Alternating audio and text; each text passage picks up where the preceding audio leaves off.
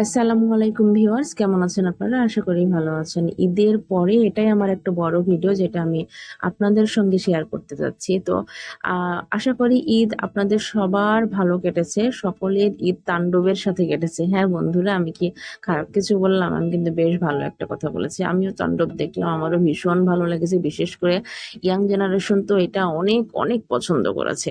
তাণ্ডব, বরবাদ এটা যে ইয়াং জেনারেশনের কাছে একটা নেশার মতো। তো যা হোক, আমি একটা কথাই বলবো, সিয়াম ভাই, সাকিব ভাই, মিশো ভাই, তারপরে আরফিন শুভ, ওনারা আমাদের দেশের জন্য, আমাদের দেশের মুভির জন্য, চলচ্চিত্রের উন্নয়নের জন্য, মানে বাংলা ভাষা নিয়ে মুভি করার জন্য ওনারা অনেক চেষ্টা করে যাচ্ছেন। এরকম কাদা ছোড়াছুড়ি না করে আমি সবাইকে বলবো, অনুরোধ করে বলবো যে ওনাদেরকে উৎসাহ দিন, যে আপনারা অবশ্যই ভালো করছেন। নিশো ভাই, তারপরে সিয়াম ভাই, ওনারা নতুন তো কি হয়েছে, ওনারা কিন্তু বেশ ভালো করছেন। আর সাকিব ভাইকে আমি একটা কথাই বলবো, তাণ্ডব দেখার পর এটা আমার মানে না বলে আমি আর পারছি না, আমার মতামতটা আমি ব্যক্ত করছি। যদিও মতামত ব্যক্ত করার মতো আমার তেমন সাহস নেই, তেমন যোগ্যতা নেই, কিছুই নেই আমার নেই, তারপর আমি বলছি যে সাকিব ভাই, ইয়াং জেনারেশন আপনার কাছে কি শিখছে? আপনি একটা মেয়ের জন্য নেশা করছেন, আপনি একটা মেয়ের জন্য খুন করছেন, আপনি হাতে মানে অস্ত্র তুলে নিয়েছেন, আপনি দুনিয়ার কোনো কিছুর কারোর কোনো তোয়াক্কা করছেন না, কারোর কোনো মায়া করছেন না, কি একটা মেয়ের জন্য, তাই না? আসলে কি আপনি কি করছেন? ইয়াং জেনারেশন আপনার কাছে কি শিখছে? শেখার মতো কি কিছু আছে? কিছুই নেই। আপনি যত অ্যাকশনাল একটা হিরো হন না কেন শাকিব ভাই, আমি আপনাকে অনেক শ্রদ্ধা করি। পার্সোনালি আমি আপনার এমন কোনো মুভি নাই যে আমি দেখিনি। ছোটবেলা থেকে আপনি আমার ক্রাশ। এই সময়ে এসেও কিন্তু আপনি আমার ক্রাশ। তো আমি আপনাকে একটা কথাই বলবো ভাই, সামাজিক মুভিগুলো কি আপনি ছেড়ে দিয়েছেন? সেই মুভিগুলো পড়ুন, দেখুন, বাবা মার প্রতি ভালোবাসা, শ্রদ্ধা। আর এই যে আপনি যে এগুলো কর্মকাণ্ড করছেন, এই মুভিগুলো দেখে বাচ্চারা কি শিখছে?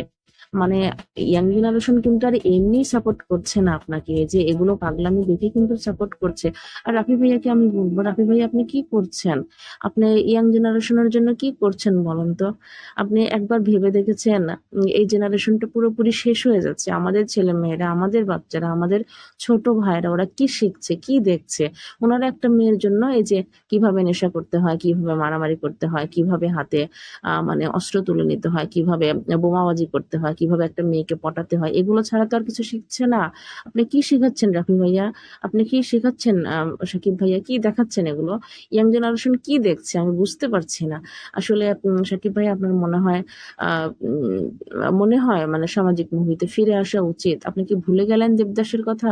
আপনি কি ভুলে গেলেন আপনার সামাজিক মুভিগুলোর কথা? একবারও কি মনে পড়ে না সেই শাবনূর আপুর সাথে, পূর্ণিমা আপুর সাথে, অপু বিশ্বাসের সাথে আপনার মুভিগুলোর কথা মনে পড়ে না? কত সুন্দর মুভি করতেন, দর্শক হুমড়ি খেয়ে দেখতো। মানে আপনি অশ্লীল জগৎ থেকে আমাদের চলচ্চিত্রকে বাঁচিয়েছেন, রক্ষা করেছেন। আর আপনি ভুলে গেছেন এগুলো কি শিখছেন, কি শিখছে ইয়াং জেনারেশন? আপনি একবার ভেবেচিন্তে কাজগুলো করুন, আমাদের দেশের জন্য, আমাদের জাতির জন্য কিছু করুন। জাতি আপনাদের দিকে তাকিয়ে আছে, আপনার দিকে তাকিয়ে আছে। আমরা চাই আমাদের ছোট ভাইয়েরা, আমাদের সন্তানরা ভালো কিছু শিখুক।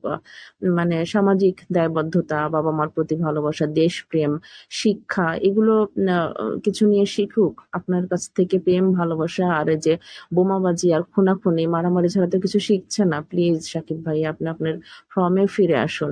জাতি আপনার কাছে অনেক কিছু আশা করে। থ্যাংক ইউ সবাইকে।